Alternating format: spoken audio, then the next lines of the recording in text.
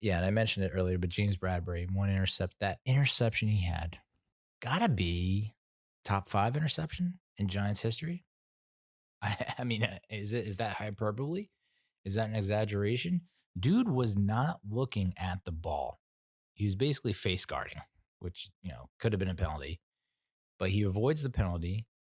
His man goes up, has the clear cut advantage, has the leverage on that. It's not as what's his face? Charles Davis said, or whatever the fuck his name is, said in the broadcast, like, this is not a 50-50 ball. This is like an 80-20 ball in favor of the receiver.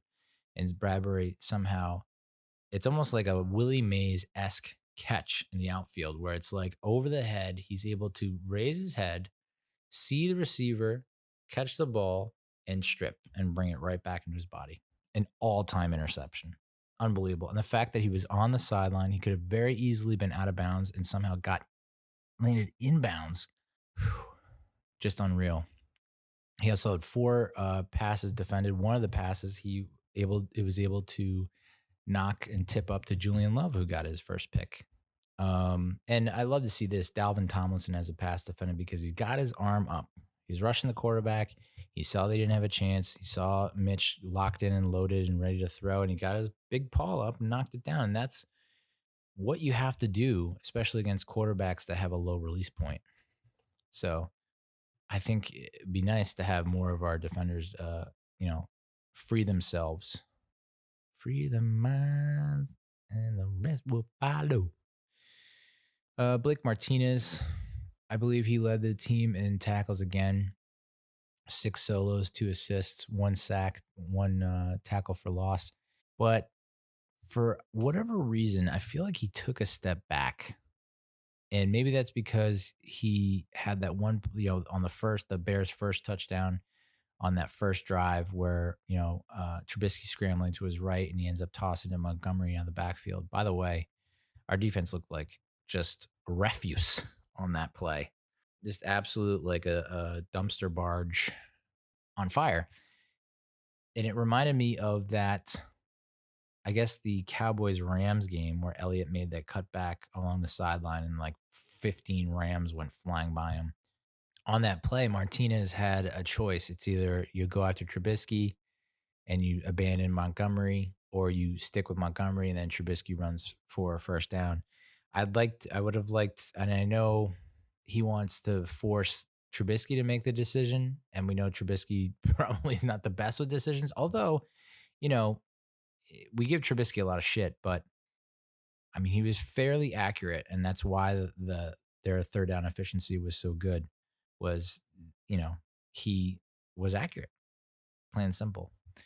But I feel like Blake took a little bit of a step back this past week. I think he got caught up in the wash on a couple of runs, was not too terribly terrific in coverage, but still, he's given us a better outing than Ogletree or anyone else that we could throw out there. So I don't want to dwell on the negative. I want to accentuate the positive. He's still bringing a level of intensity and know-how and ability to this defensive unit. We are better off having him as part of the team, no doubt. But I don't think he had as good a game as he did last week. Logan Ryan had himself a ball game. He had the forced fumble, and he pretty much mistake-free ball.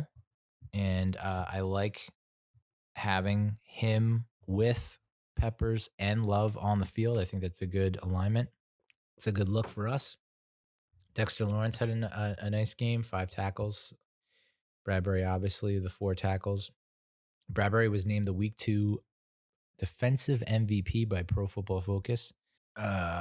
He allowed 1 catch on 6 targets, which is can't get much better than that.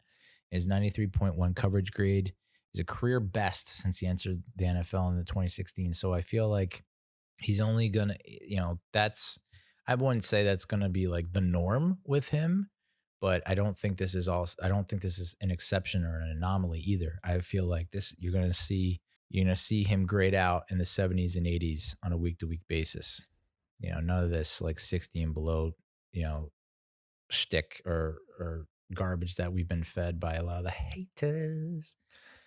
Fackrell had a decent game, sack and 2 tackles for loss. Ooh, Lorenzo Carter had another sack and a tackle for loss.